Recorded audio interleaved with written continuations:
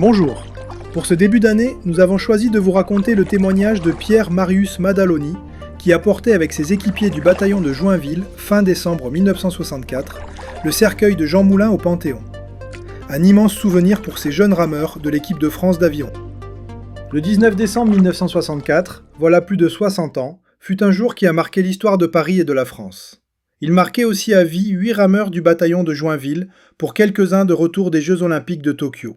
Sous un froid saisissant, ils avaient la mission de porter sur leurs épaules le cercueil contenant les cendres de Jean Moulin pour les déposer au Panthéon.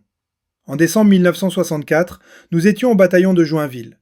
Nous venions de retrouver la caserne en revenant des Jeux Olympiques de Tokyo, ceux de 1964 bien sûr, quand le capitaine Étienne nous fut appelé dans son bureau. Il avait fait savoir par l'intermédiaire de l'adjudant de service qu'il voulait voir les rameurs. Nous ne savions pas pour quelle raison, nous nous attendions au pire. En entrant, nous l'avons trouvé souriant, jovial, enjoué. Il nous lança tout de go. « Ah, voilà nos rameurs. Vous avez bien la tête de croque-mort. » Aïe, aïe, aïe, qu'est-ce qu'il voulait dire par là? Après que nous lui ayons posé la question, il nous répondit. Voilà, le général de Gaulle a décidé de faire entrer Jean Moulin au Panthéon. Pour cela, il a décidé que les porteurs seraient des sportifs de haut niveau. C'est la raison pour laquelle il en a parlé au colonel Crespin, qui lui a d'abord conseillé les plus grands, c'est-à-dire les basketteurs, mais après quelques essais, il ne savait pas marcher au pas. C'est si vrai que pour porter les bateaux, vous êtes obligé de marcher au pas? Je me souviens lui avoir répondu par l'affirmative. Bon, je prends les 6 plus grands qui sont les plus représentatifs, et les 2 suivants seront remplaçants et serviront d'aide. Entraînement tout à l'heure, sous la responsabilité du sergent Louis.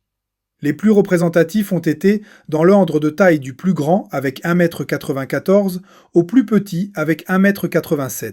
Claude Huchet, André Slot, Gérard Brodel, Michel Dumas, Jean-Pierre Grimaud et Gérard Baril. Les remplaçants étaient Pierre Madaloni et Christian Talessa. Yves Fraisse, qui mesurait 1,87 m, aurait pu faire partie de cette équipe. Il fut directement exclu car, faute d'être marin, il avait été incorporé dans l'aviation et ne portait donc pas l'uniforme adapté. Et nous voilà partis pour l'entraînement. Je m'en souviens comme si c'était hier, vu la difficulté de marcher au pas rapproché, sans repère, après avoir démonté une porte qui joua le rôle de cercueil, pour que nos rameurs porteurs titularisés puissent s'entraîner efficacement. Il a été nécessaire, évidemment, pour bien représenter l'armée de cette époque, de repasser chez le coiffeur. C'est ce qui a été le plus difficile. Je suis passé en premier, le coiffeur a été sans pitié pour ma chevelure. En revanche, les suivants ont mieux su négocier l'épaisseur du sabot, en faisant ressortir qu'ils planqueraient les éventuels cheveux rebelles dans le béret que nous devrions porter. Enfin, le jour J-1 arriva. Tous les 8 avons été embarqués dans une camionnette bâchée, Peugeot, discrète. Nous sommes assis à l'arrière sur des banquettes, et le sergent à l'avant avec le chauffeur. Direction l'île Saint-Louis. C'est à l'île Saint-Louis, dans la crypte des anciens combattants, que le cercueil reposait. Nous étions bien en avance, aussi avons-nous pu prendre un chocolat bien chaud dans un bistrot voisin. Quand l'heure est arrivée, notre rôle débuta. Un BR, camion militaire de transport de troupes de l'armée française, attendait à quelques mètres de la limite de la propriété des anciens combattants. Les anciens combattants ont amené le cercueil jusqu'à leur limite, puis ils l'ont passé à nos porteurs. Nous, les remplaçants, Christian et moi-même, nous avions pris place sur le BR. Nos porteurs nous ont passé le cercueil, nous l'avons hissé sur le plateau du camion et nous avons très consciencieusement placé le drapeau tricolore par-dessus. Mais là, catastrophe. Il y avait en ce jour solennel un vent abominable. Après 2 ou 3 essais, impossible que le drapeau tienne tout seul sur le cercueil. Il fallait donc improviser et c'était diffusé en direct à la télé. Un petit coup d'œil rapide avec Christian, je lui ai signifié de pincer le drapeau par en dessous, sur toute la longueur du cercueil.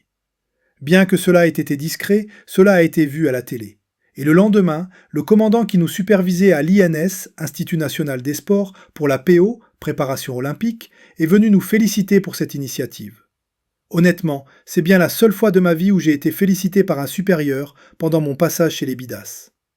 Une fois chargé, le BR prit le chemin du Panthéon, par les grandes avenues, devant une foule immense tout le long du parcours.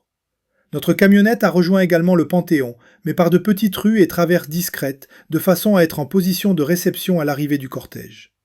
À l'arrivée, nous, les remplaçants, sommes montés sur le BR et avons passé le cercueil au titulaire.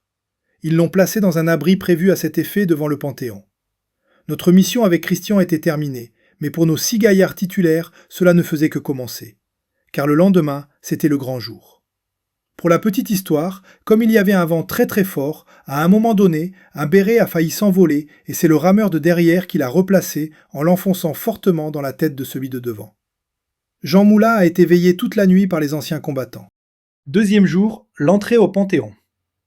Nous sommes arrivés toujours discrètement par un circuit étudié par notre sergent et avons pris place à l'entrée du Panthéon. Comme nous étions très en avance, avec quelques autres, nous avons trouvé sur la gauche, en rentrant, un escalier en colimaçon qui descendait dans la crypte. Nous l'avons pris, mais je ne vous raconterai pas ce que nous avons ressenti tellement c'était fort.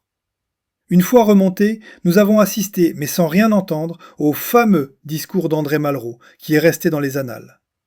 Une fois le discours terminé, le président de la République, le général de Gaulle et son premier ministre Georges Pompidou sont entrés, suivis des personnalités. J'avoue humblement qu'en voyant passer le général, j'ai ressenti comme une illumination. Sensation que je n'ai revécue qu'une seule autre fois, quand j'ai vu, pendant son tour à travers la foule, à Rome, le pape Jean-Paul II. Immédiatement après, nos rameurs sont allés récupérer Jean Moulin. Ils l'ont porté jusque dans la nef. C'est ce qui a été conservé dans les archives de l'INA, Institut national de l'audiovisuel, vers la 22e minute de reportage. Sauf que le speaker, qui n'était pas Léon Zitrone, a annoncé « porté par 4 soldats ». Le pauvre, comme on dit à Marseille, il n'avait qu'à regarder le direct, il aurait bien vu qu'ils étaient 6. Nos rameurs ont déposé le cercueil sur des tréteaux, dans la nef du Panthéon. Après avoir replacé le drapeau tricolore sur le cercueil, ils se sont éclipsés discrètement. Notre rôle était terminé. Après le recueillement du président de Gaulle et du Premier ministre Pompidou devant le cercueil, le personnel des pompes funèbres de Paris est venu le chercher. Ils l'ont descendu dans la crypte à la place où il repose encore actuellement. Voilà comment des rameurs ont participé à la mise au Panthéon du grand résistant Jean Moulin. Chaque année, grâce à vous, nous aidons plusieurs jeunes rameuses et rameurs internationaux par nos bourses et nos aides. Rejoignez-nous sur notre site rameurtricolore.fr et nos réseaux sociaux.